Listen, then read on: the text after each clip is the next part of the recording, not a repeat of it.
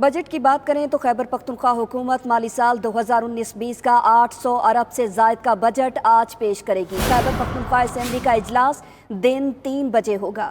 صوبائی وزیر خزانہ تیمور سلیم جھگڑا بجٹ پیش کریں گے۔ سالانہ ترقیاتی پروگرام کے لیے 200 ارب سے زائد مختص کیے جائیں گے۔ بات کریں گے بیورو چیف پشاور ممتاز بنگش ہمارے ساتھ موجود ہے۔ ممتاز بنگش، آگاہ کیجیے گا، صحت اور تعلیم کے بجٹ میں کیا اضافہ کیا جائے گا اس سال؟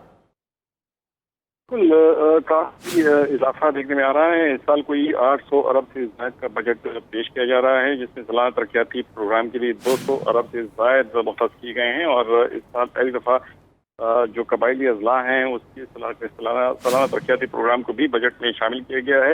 اس کی لوکل گورنمنٹ کے جو فنڈ ہیں اس میں بھی کافی اضافہ کیا گیا ہے۔ 69 منصوبوں کے لیے 7 ارب 39 کروڑ روپے مختص کیے گئے ہیں۔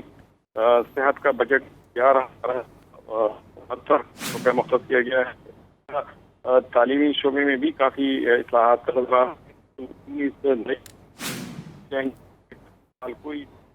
جی ٹھیک ہے ممتاز بنگش، آپ ہمیں آگاہ کر رہے تھے، بہت شکریہ آپ کا۔